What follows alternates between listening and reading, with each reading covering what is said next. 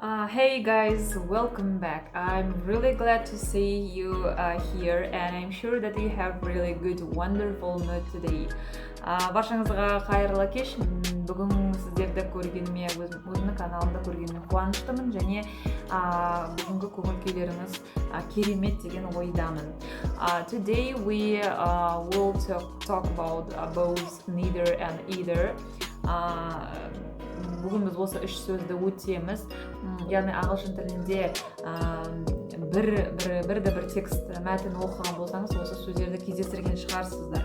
Яғни ол сөздер не, қандай сөздер қай кезде қолданылады деген сұраққа мен сіздерге бүгін жауап беруге тырысамын. Яғни бұның үшеуі де біз екі нәрсе туралы айтқан кезде қолданамыз. Both дегеніміз орысша айтқанда оба, обе деп аударылады. Яғни екеуі де деген сөз. Either деген сөз бұл американдық нұсқасы, яғни айтылудың британдық нұсқасы ол either деп оқылады. Either дегеніміз ол екі заттың біреуін таңдау керек болған кезде айтылады, яғни екеуінің біреуін, иә.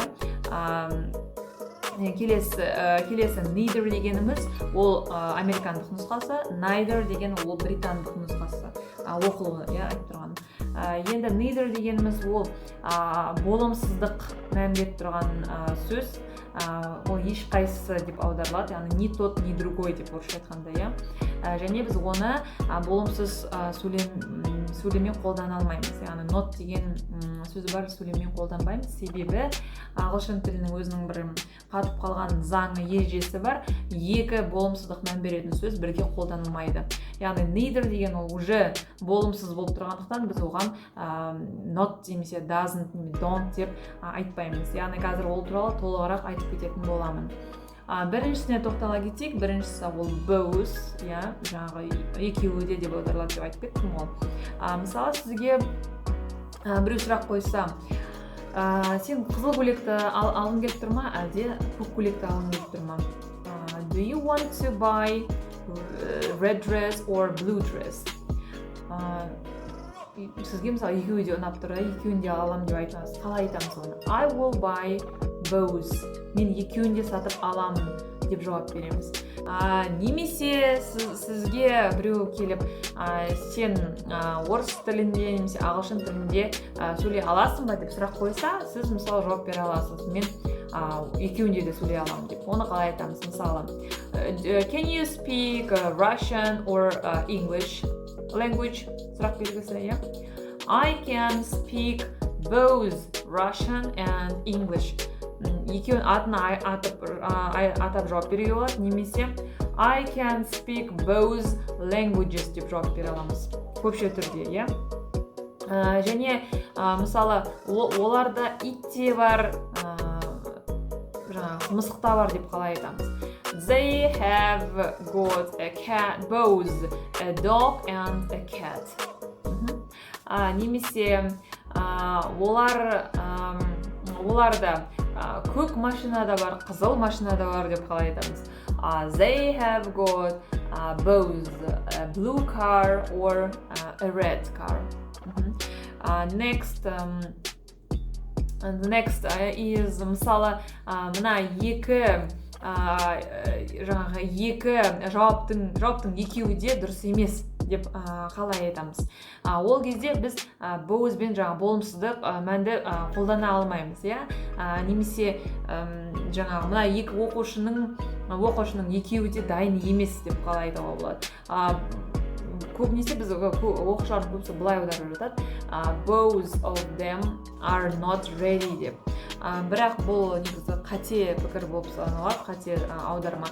Біз оның орнына neither of them are ready деп аударған дұрыс келеді.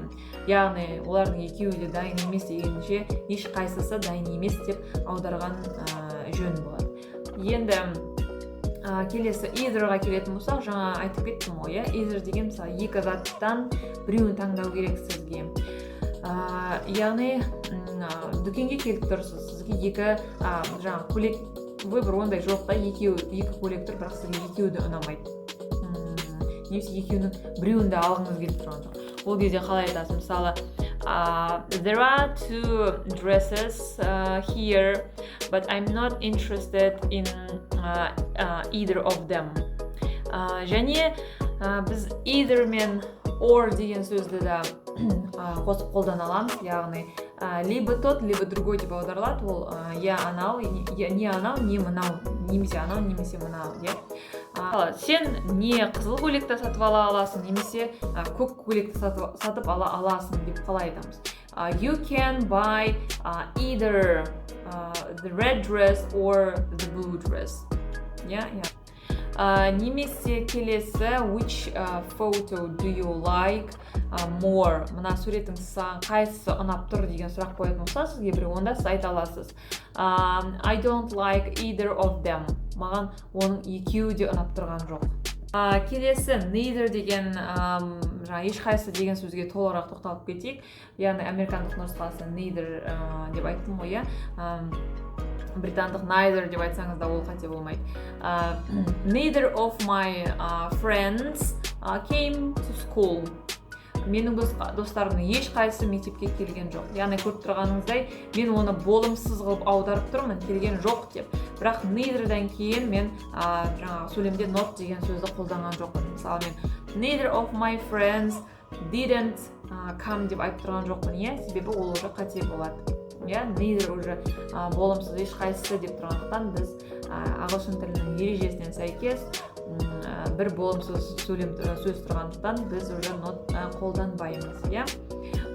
Көбінесе оқушылар былай аударып жатады. Neither of these answers are not correct деп. Яғни мына жауаптардың ешқайсысы дұрыс емес деген сөзді олар сөйлемді дословно, яғни сөзбе-сөз аударып жатады. Негізі ол қате. Neither of these answers are correct деп айту керек. Немесе біз neither answer isn't correct деген жауапты да кездесіп жатамыз. Кейде neither answer, ешқандай жауап isn't correct, дұрыс емес деп аударып жатады. Қате, ол істелет бұл жерде біз neither answer is correct деп аударамыз. Яғни ешқандай жауап дұрыс, дәл осындай конструкциямен аударамыз. Яғни емес деген сөзді олар уже ағылшын тілінде аудармай тастайды. Окей.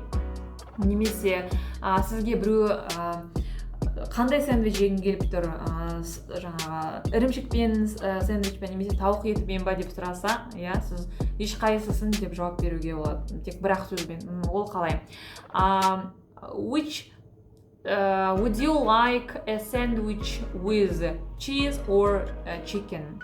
Would you like деген басынан біз бір нәрсені ұсынған кезде қолданамыз. Would you like sandwich with cheese or chicken? Neither. I'm on a diet. Ешқайсысын, мен диетада. Both neither, eitherге қатысты ақпарат осы. Сіздерге түсінікті болды деген ойдамын. Сұрақтарыңыз болса комментарийге жаза кетіңіздер.